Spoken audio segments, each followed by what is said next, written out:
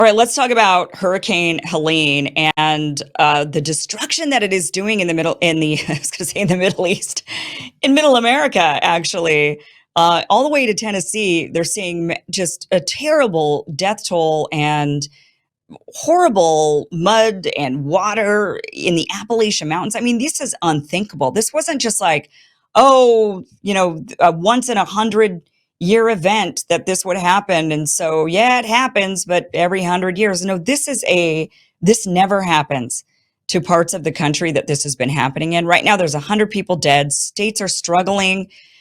Biden has sent some troops, and there's some National Guards that have been deployed to help clean up the mess and save people. But people are dying. This is just insane. I'll tell you what's really insane about this event.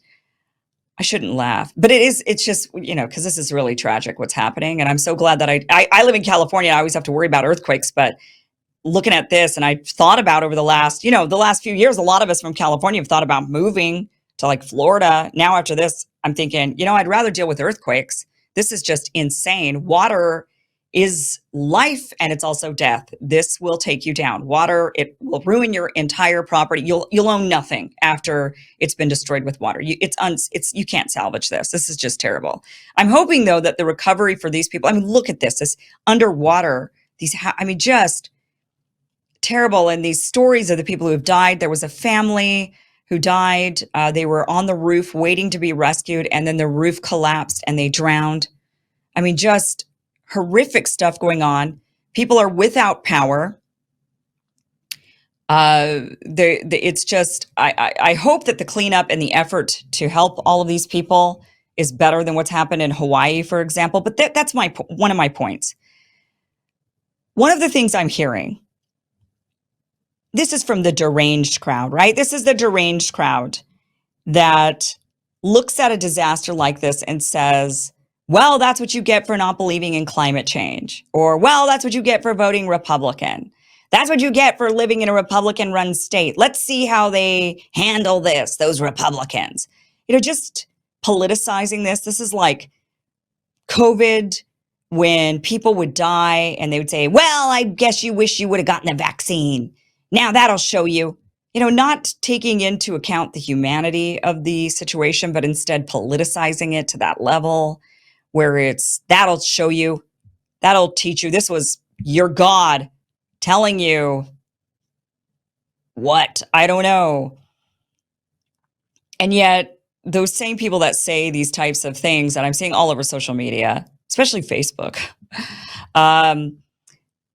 these are the same people that are, what about Hawaii? Hawaii is a Democrat-run state, and yet what was the rebuild like for Lahaina and Hawaii? It hasn't really happened, run by Democrats, but it's really not a political issue. But it is political. It is somewhat political now, because what we can now learn from this is not, oh, you should take climate change seriously to prevent this would have happened. This would have happened. This is not a climate change issue. But you know what is an issue is when politicians and states try to enact legislation that would ultimately put your life in danger if an event like this were to happen. A woman on Twitter said, her name is Julie E., and she says, not to be political right now, but we are completely dependent on our gas stoves these last few days without power. And I can't help thinking about how Kamala has been trying to ban them and how hosed we would be without it, right? And it's true. Kamala Harris wants to ban your gas stove. Here in the state of California, we have banned gas stoves, and we've also banned gas cars. Governor Gavin Newsom has announced that California will phase out gasoline-powered cars and drastically reduce demands for fossil fuels in California's fight against climate change. Executive order directs state to require that by 2035, all new cars and passenger trucks sold in California be zero-emission vehicles. Okay, maybe California wants to do, this is a bad idea, right? This is a bad idea. They signed this legislation. They said you can't have electric cars. And then a week later, the electric grid in California failed. We had blackouts. We couldn't, they then turned, Governor Newsom, after signing this a week later, literally comes out and says to the people of California, charge your electric cars at night. We don't have enough electricity to handle it during the day. So you're going to convert the entire state to electric vehicles, but you can't actually handle the current electric vehicles that you have, let alone moving the entire state to electric vehicles. Bad idea. Then what does he do? They banned gas stoves. California moved towards banning gas appliances, including gas stoves, through a phased program that focuses on new construction. So if you currently have one, you're okay. But the California Air Resources Board voted to ban the sale of new gas furnaces and water heaters after 2030. So if I have a gas stove, I also have a gas water heater right now. All of my heat in my house runs on gas. If I want to replace those after 2030, I assume I'm going to have to buy an electric stove, and I'm going to have to buy an electric water heater, an electric dryer, all of my stuff that runs on gas. I'm going to have to buy electric in order to replace it. And then what would happen if an earthquake hit and there's no electricity, a natural disaster, a once in a 5,000 year, tsunami hits California and wipes us out like what we're seeing in the East Coast? I mean, people in Tennessee, they didn't think that they would have a hurricane that would hit all the way and flood and destroy their communities. They're not even a coastal state. So this isn't, oh, these dumb people building their houses on the coast, this is what they get. If you're gonna build your house on the coast, what do you expect? Do you expect that when you're living in Tennessee? You're not even living on the coast. There's no coast.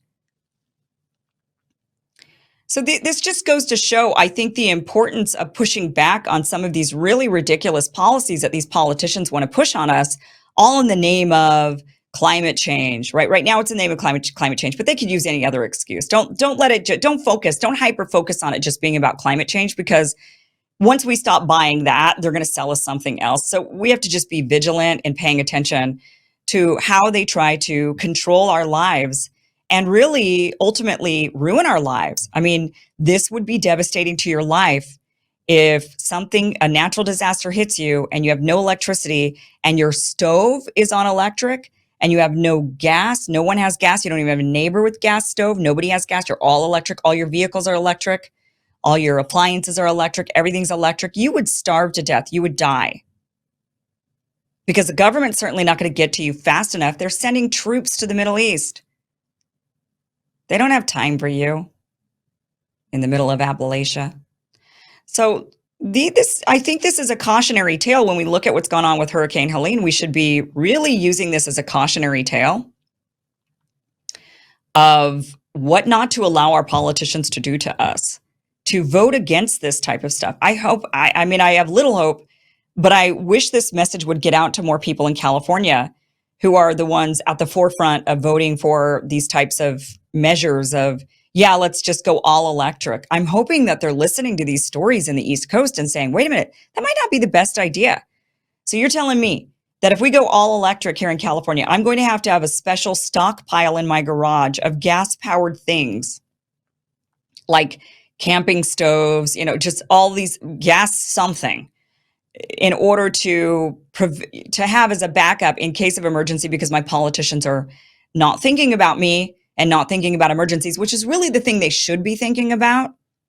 That's really one of the functions of government, one of the main functions of government. And really, according to libertarians, the only function of government, right, is to defend the people from foreign enemies and natural disasters. That's when the government should step in and actually do something. The federal government would step in and say, well, we've got a major crisis.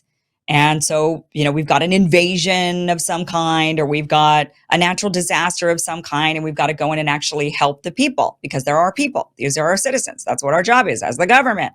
But instead, they're doing all of these other things, controlling our lives, ensuring that we're totally and completely dependent and hobbled.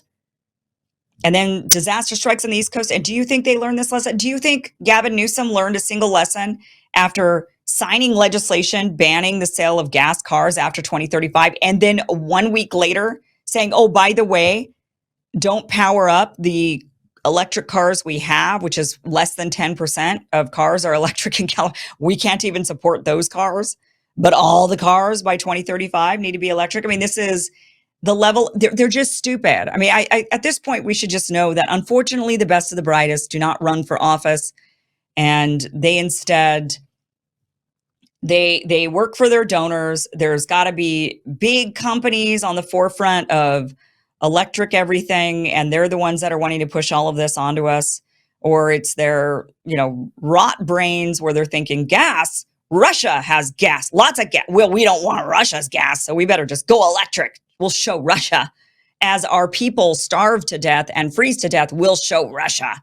That's what's going on in Europe right now, and they want to do that to us. So let's look at Hurricane Helene as a cautionary tale that we should not put all of our eggs in one basket when it comes to any one resource. I don't think it's wise to go all gas. I don't think it's wise to go all electric. I don't think it's wise to go all solar or all wind. I think we need everything. I think we need all of it. I think this is what we should learn from these types of events is we need to diversify our energy portfolio, not go in one direction because climate change. We need to diversify our energy portfolio so that in the event of the unthinkable for the people in Appalachia, in the event of the unthinkable, we have some level of protection. I hope people get the message, but unfortunately, I really doubt it. Thank you so much for watching. This was just a clip from the longer, larger show that you can catch Monday through Friday, 5 p.m. Pacific, 8 p.m. Eastern at KimIversonShow.com. That'll route you to the platform where you need to be in order to get the full uncensored show every Monday through Friday, 5 p.m. Pacific, 8 p.m. Eastern. Click on that link, watch the full interview. See you there.